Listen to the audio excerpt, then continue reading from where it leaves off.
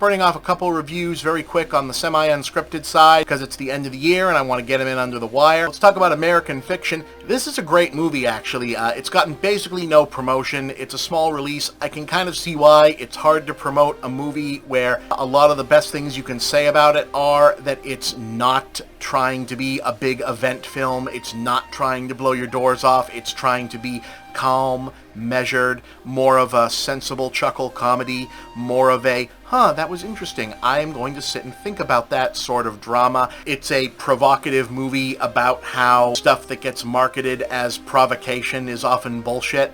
So this is based on a book from quite a while ago, so it's kind of amazing that it feels so relevant, but also sort of unfortunate. The plot is similar to Mel Brooks' The Producers and Can You Ever Forgive Me from a couple years ago, but mostly Spike Lee's Bamboozled. You know, in some ways you could say that this is the satire of wokeness that anti-woke media satirists from the likes of South Park to the Daily Wire would make if they had anything to say or were talented, or if wokeness wasn't just stupid made-up boomer culture war bullshit. So the plot here is that Wright is playing an upscale black academic. I believe he's a professor, or at least a doctor, who is teaching at a college out on the West Coast. He is an author who is not quite able to get published on various things he'd like to write about, such as history, or because as a black author, he is not really interested in writing about themes and subjects that white liberals want out of a black author. He writes about the history of Persia or literary philosophy, whereas his agent and publishers are mainly looking to buy books about black struggle, specifically black history, or narratives about growing up in quote-unquote ghetto culture, whereas he comes from an upper middle class background. His parents were musicians and academics as well. He's from the East Coast in Boston, so the world he currently inhabits is the world he comes from. It's not his... The culture they want him to write about is in fact not his culture. Fed up with this, he writes what he sees as a satire of the type of book white liberals expect of black authors. A book about growing up as a gang member, written in over-the-top African-American vernacular English, full of violence and incorrect spelling, essentially just cribbing from over-the-top television and movies and whatnot. And if you've seen, movies with this similar plot before, or read stories with a similar plot before, of course, he sends it out under a fake name just as a gag to prove a point that something that he writes as a parody will be taken seriously.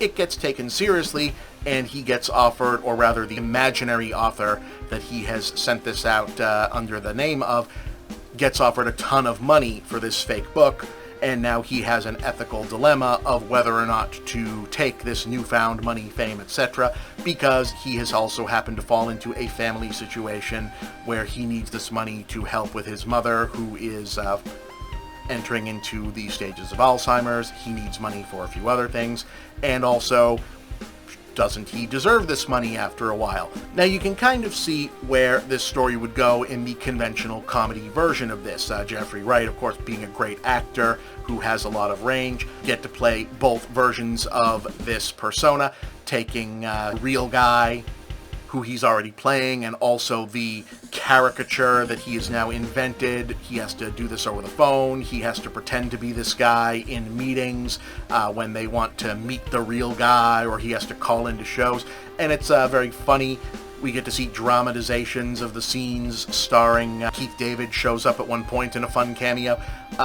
The thing is, the movie very much gets that we've sort of seen these gags before and trusts that the audience understands the point without having to drive it home. So, well, another movie or another take on this might have taken this as an opportunity to do this satire and play these scenes out as an excuse to have fun with it and get the joke that way. This doesn't really do that. Instead, it almost plays out as though we're seeing the serious parts on the fringes of the sketch that we don't get to see when the sketch ends, or the scenes of a sitcom after the laugh track has subsided and the scene is cut away, and that's very interesting. It's an unusual way to conduct a movie like this. I very much went in the trailers, what trailers there have been for this, have very much focused on the gags and the funny scenes of this guy having to put on this persona that he's not comfortable with, use this voice he's not comfortable with.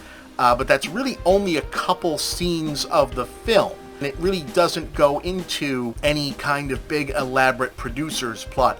It's as though they recognize that the drama in this has to be a small personal drama about really stakes that aren't that high. The personal stakes for this protagonist are very big to him. He's trying to help his family. He's trying to maintain his ethical integrity. But like the world isn't going to end. He's not going to go to jail over something. The worst thing that's going to happen is people might be mad at him finding out that he's pulled a prank. Like, that's basically it. He hasn't, like, broken a law or defrauded anybody or done anything like that.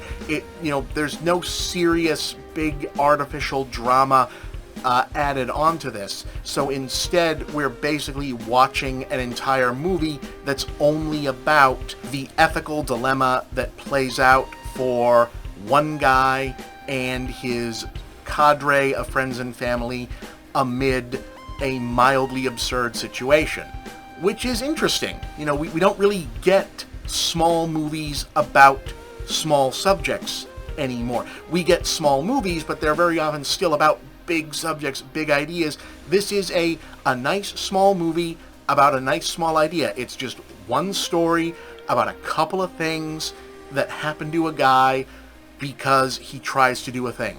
And I'm making it sound almost dismissible, but it's interesting. It catches you, and it was kind of cool to discover as it was playing out. I was like, oh wow, this really is just going to be the whole movie. It's just, hey, here's some things happening to this guy.